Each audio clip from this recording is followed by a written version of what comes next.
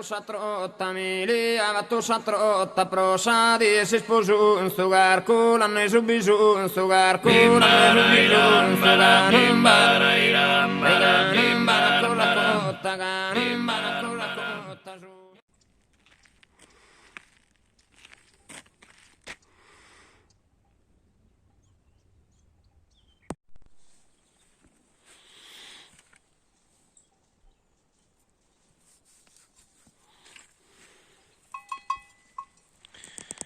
Sono venuto a vedere la fonte sacra che sta a Orune e ci sono due cammini, il botanico e il faunistico, e vado a vedere la fonte. E qui mi trovo pure gli asinelli endemici, guarda come sono belli.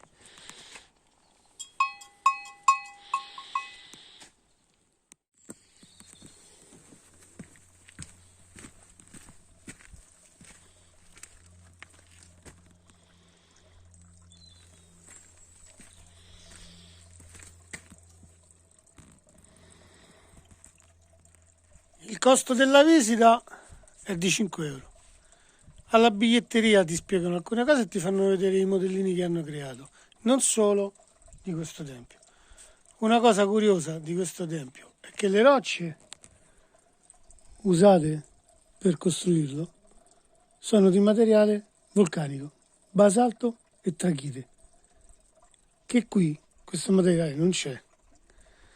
Dista in linea d'aria, mi hanno detto, a circa 30-35 km da qua.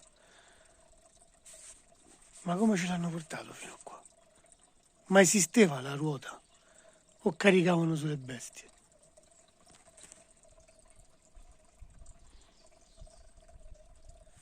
La struttura era alta 7 metri. E quegli archietti che stanno lì, fra le due parti, non si sa se sono prima o dopo del crollo. La domanda è, ma gli archi non sono stati inventati dall'epoca romana in poi?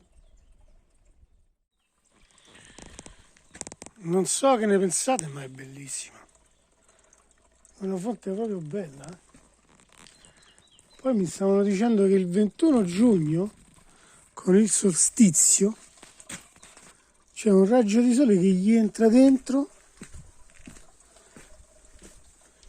lì dove proprio c'è il pozzo,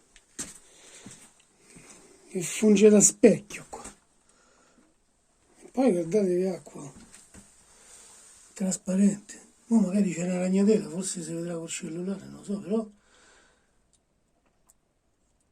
e niente, i nuraghi si avevano proprio fatto loro, è incredibile.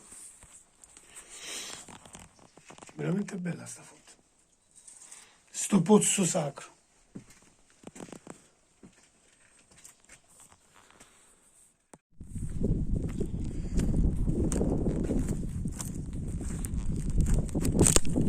Non lontano dal pozzo sacro c'è questo nuraghe, che però per via del tipo di roccia che c'è qua, il scisto dovrebbe essere, è venuto via, perché è una pietra che è molto delicata, non è come il calcare o il granito, tantomeno il basalto. Poi da là sopra ci sarà un bel punto panoramico su tutta la valle. Tanto già da qui poi vedete tutta sta roba. Peccato che c'è il sole contro. Quello laggiù è il Supramonte Toliena. Io riesco a distinguere bene Carabidda e il Corrasi. Qui è veramente un bel posto, a Orune.